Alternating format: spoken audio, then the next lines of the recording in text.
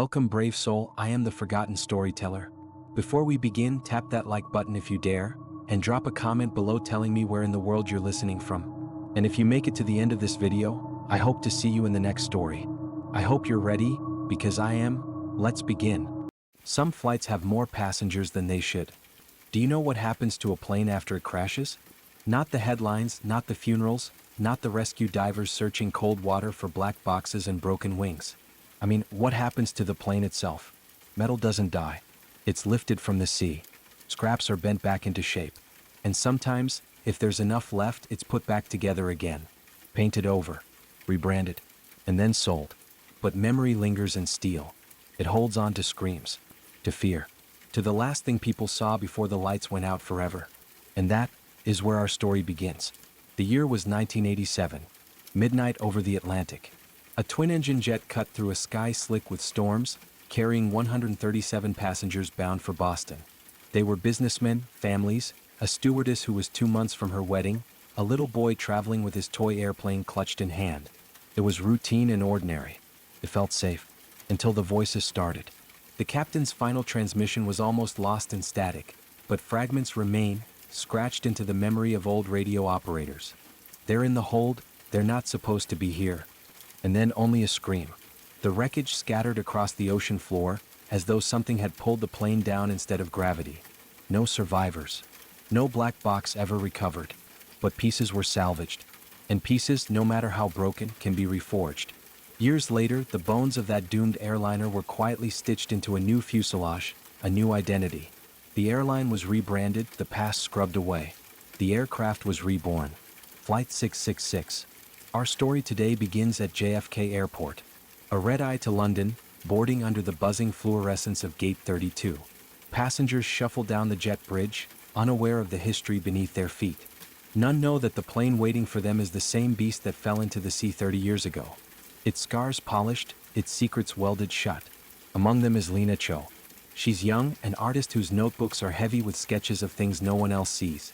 Her mind is loud, full of whispers and shadows that cling to her vision. The doctors call it hallucination. Lena calls it truth. Behind her in line, Marcus Reed. A mechanic, skeptical, hardened by years of grease and steel. He once worked on this very aircraft, and what he saw in its belly, scratched symbols in the cargo hold walls, has haunted him. He told no one. Who would believe him? Further up the aisle, Father Daniel. A weary priest carrying a silver cross polished smooth by decades of prayer. He pauses before stepping onto the plane, his stomach twisting as though the air itself resists him. His God feels very far away here. And then there's Sophie, a child of 7, traveling alone, holding her stuffed rabbit by its ear.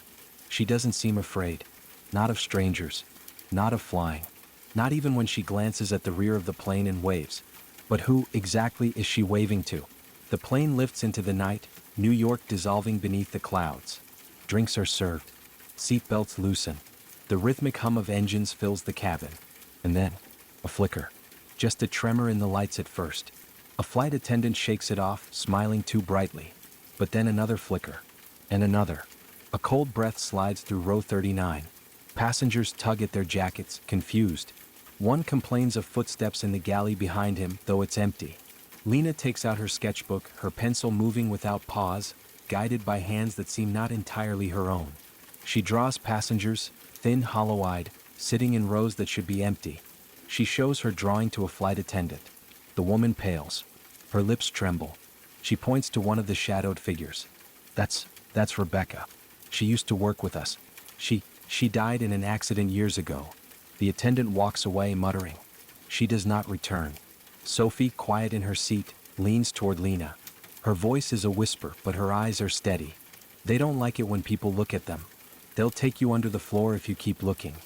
Beneath the rear galley lies a hatch. A design quirk, hidden, rarely used.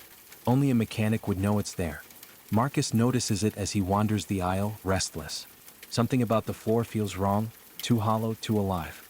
And then he sees it, the hatch slightly ajar. He waits for the crew to pass. Then quietly he pulls it open. A breath of air drifts out, stale, metallic, almost warm. He descends the narrow steps into the hold. The light is dim. The cargo bay stretches out in angles that don't quite obey geometry. Luggage lies where it shouldn't. He hears something, a heartbeat, pulsing through the floor. And on the walls, scratches. Symbols he can't decipher. Some look burned into the steel. Others carved by fingernails. In the shadows he sees a toy airplane. It's rusted and bent. And next to it, a wedding ring still crusted with dried salt. Marcus's throat tightens. He backs away. And then he hears a voice. "You're not supposed to be here. But now that you are, you'll stay." The hatch slams shut above him. When Marcus manages to climb back up, pale and trembling, the cabin is restless. Something has happened. A passenger, a businessman in a suit, went to the lavatory at the rear of the plane. He never came out. The crew checks the door. It's locked. They force it open. And it's empty. The security footage is checked. The camera shows him entering the lavatory, but it never shows him leaving. The door never opened. Panic prickles through the rows, passengers whispering, shifting in their seats. And then Sophie stands up, pointing at the ceiling above the lavatory. He's down there now. They pulled him through the floor. The cabin grows silent. Every head turns toward the little girl. Lena's hand shakes as she flips to a new page in her sketchbook. Her pencil races, almost beyond her control. When she lifts it, the drawing shows the businessman, not alive, not dead, but sunken. His body stretched, his eyes blackened, his hands reaching from beneath the floorboards. The flight attendants deny it. They insist he must have moved forward, slipped past unnoticed.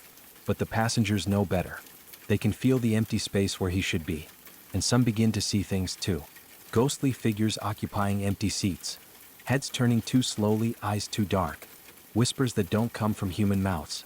The dead have returned. But they are not alone. The plane is not haunted. It is hungry. And it has only just begun to feed. The cabin feels wrong now. The air is thicker, harder to breathe. The passengers sit stiff, avoiding each other's eyes, pretending everything is normal while shadows swim in the corners of their vision. And yet some can't look away. Lena keeps sketching, her pencil dancing faster, as though invisible hands guide her. The images spill out. A woman standing at the emergency exit, her lips moving in silent pleas, a child clutching her stuffed rabbit while shadowed arms wrap around her ankles, rows of passengers with their faces peeling away like wet paper. Father Daniel sees the sketches, his jaw tightening. He recognizes the pattern, not madness, not imagination, but a warning. He clutches his silver cross, the chain biting his skin. And Sophie, little Sophie, giggles softly. She is looking at the back of the plane again. Her rabbit dangles from her fingers. "They're playing now," she says. "They're trying to see who's brave enough to follow." The first to fall is a middle-aged woman traveling alone. She hears her mother's voice, clear as day, calling her from row 51. Her mother had died 5 years ago, yet there she is, sitting by the window, smiling, hand raised in welcome. The woman hesitates. Tears spring to her eyes. She whispers, "Mama?" and stumbles down the aisle. Others see nothing, just an empty seat. But the woman leans closer, closer, then gasps. Her body stiffens. Her hand jerks toward the floor as if yanked. And then she's gone. No scream. No sound.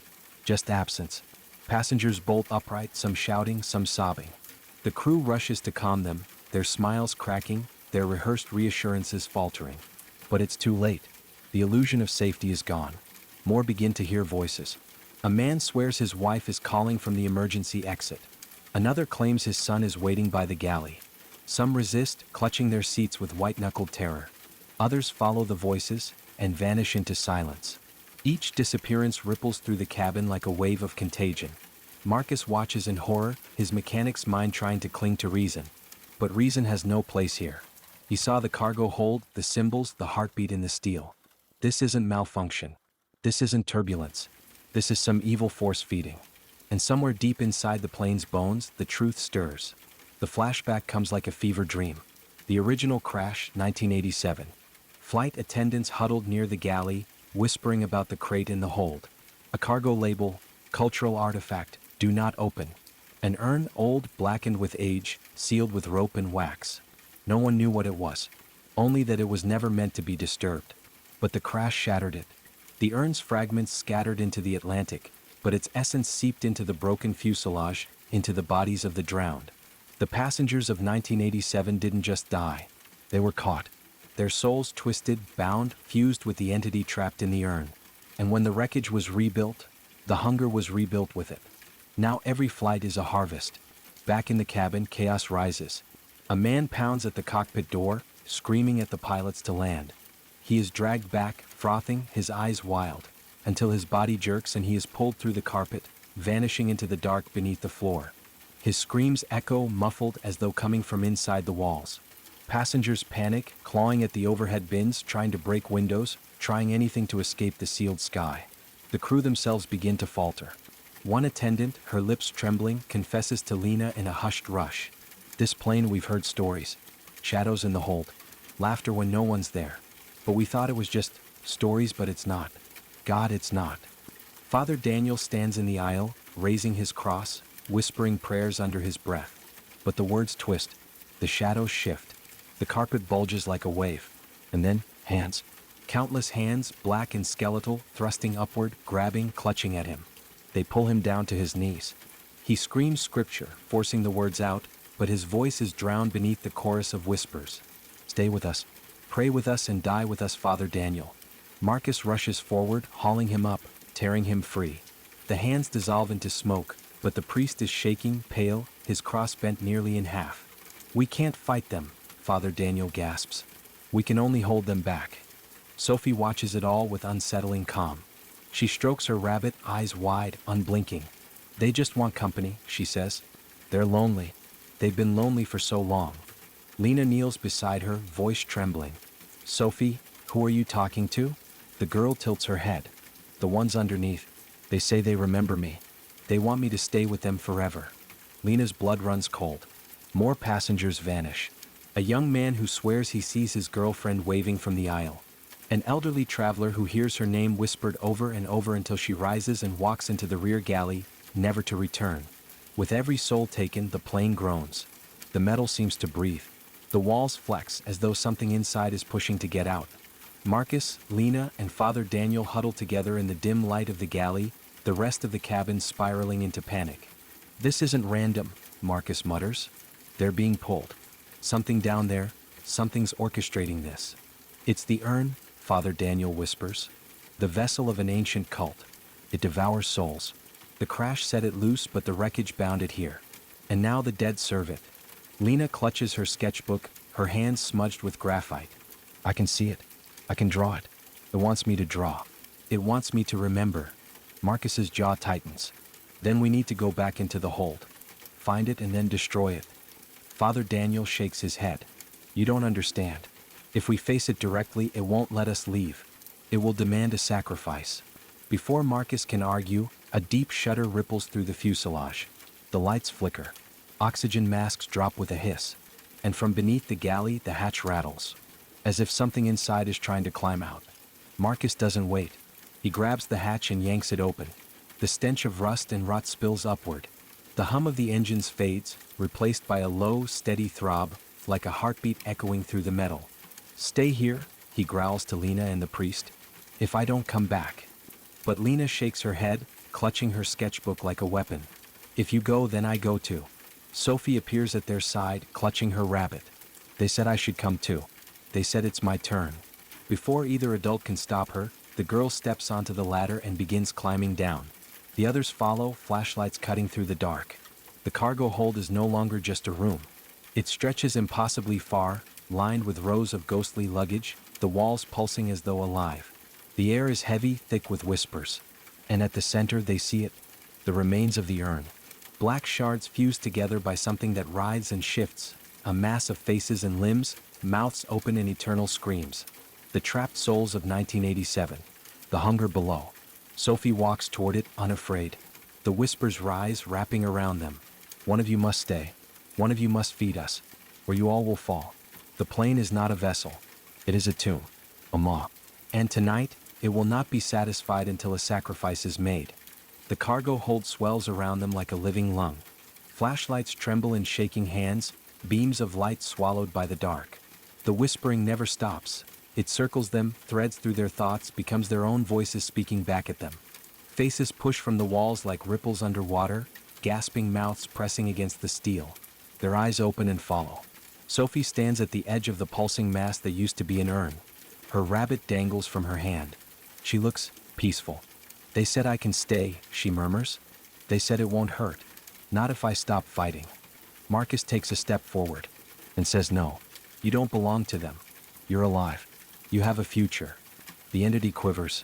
From its writhing surface emerge shapes. Figures in uniforms, passengers in suits, mothers with children. Their mouths open, speaking in unison. We are the lost. We are the drowned. Join us or feed us. The entity is clever. It knows what to show. To Marcus, it shows his brother, dead for years, smiling, holding out his hand. You never saved me, Marcus. You can save me now. To Lena, it shows her own reflection, perfect and calm, sketchbook closed. No more whispers, no more visions. Just peace. Let go. To Father Daniel, it shows his congregation, his church ablaze, voices screaming, "You failed us. You failed him." The whispers become pleas. The pleas become commands. Lena drops her flashlight, clutching her temples. The voices are too loud, drawing her toward the core. Her hand rises on its own, reaching out. Marcus grabs her wrist, yanking her back. "Don't look at it," he shouts. "Don't listen." But Sophie keeps walking forward. Father Daniel stumbles to his knees, clutching his cross. It wants a soul. It demands one. If we destroy the urn, it will fight us. But if someone stays, his voice breaks. Someone can hold it back. For now. The entity erupts, shrieking in countless voices, tendrils of shadow lashing outward. The cargo hold warps, twisting into a vast cathedral of flesh and steel. The floor cracks open, black void gaping beneath them. Marcus swings his flashlight like a weapon, battering back the tendrils. Lena, sobbing, sketches frantically, her pencil flying as though it's a blade. Every line she draws seems to cut into the entity, shrieking faces dissolving into ash. But it isn't enough. The core pulses harder, its glow beating like a monstrous heart. The whispers rise into a roar. "One of you must stay. One of you must stay. One of you must stay." Father Daniel rises, eyes clear now, face set with grim resolve. He places the battered cross into Lena's hand. "My purpose was never the conference. My purpose was here. God brought me to this flight." "No." Marcus steps forward, but the priest holds him back with surprising strength. "You'll destroy the urn. But it needs time. Someone must hold the gate open long enough. That someone is me." He turns to Sophie, brushing her hair back with a trembling hand. "Child, you don't belong to them. You belong to the living. Remember that." Then he steps into the circle of shadows. The entity lashes out, engulfing him. He does not scream. He begins to chant, voice steady, scripture rolling from his tongue like fire.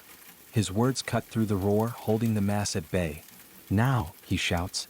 Marcus and Lena hurl themselves at the writhing core. Shards of the urn jut from its surface, glowing faintly with unholy light. Marcus grips one and wrenches it free, the entity howling. Lena sketches with frantic strokes, the image of the urn cracking, breaking apart.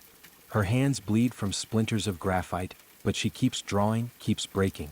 The core begins to shatter. Faces peel away, screaming. The tendrils whip wildly, striking walls, tearing luggage apart. Father Daniel's voice rises above it all. "Deliver us from evil." And then, with a final crack, the urn collapses into dust. The entity shrieks, a sound that rattles bones and bursts eardrums. The faces dissolve. The cargo hold convulses. And then, silence. Marcus and Lena grab Sophie, dragging her back toward the ladder. The cargo hold shudders, walls folding back into steel, shadows receding. They climb, slamming the hatch shut just as a final blast of wind roars upward, rattling the galley. The cabin is quiet now. Too quiet. Rows of seats sit half empty, but no one panics, no one screams. Those who remain stare blankly ahead, as if stunned by what they've seen, or mercifully blinded to it. The flight crew stumble back into routine, their eyes glassy. "Ladies and gentlemen, please return to your seats. We will be beginning our descent shortly." No one mentions the vanished. No one dares. Marcus and Lena exchange a look. Sophie clutches Lena's hand, silent now, her rabbit pressed to her chest. But where Father Daniel sat, there is only an empty seat. The plane touches down at Heathrow as if nothing ever happened. Passengers disembark, dazed but silent.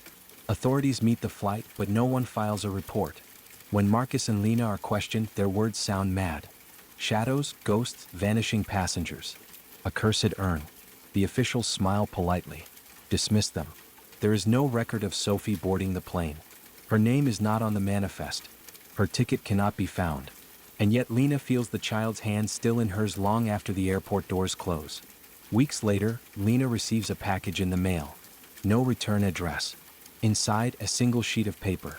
A sketch, drawn in her style. But she never made it. The drawing shows the cargo hold. The walls warped, the floor pulsing. And in the center, Sophie, smiling, surrounded by shadowy figures, her stuffed rabbit in her arms. Written in faint pencil at the bottom. I stayed. For now. Back on the tarmac of JFK, Flight 666 boards again. A new flight attendant walks the empty galley, humming nervously to herself. She checks the cabinets, runs her hands over the counters. Everything is clean. It looks perfect and ordinary. But then, from beneath the floor, faint and playful, the sound of a child's laughter. The attendant freezes. And somewhere in the belly of the plane, something old, something hungry, stirs again. Remember this the next time you fly.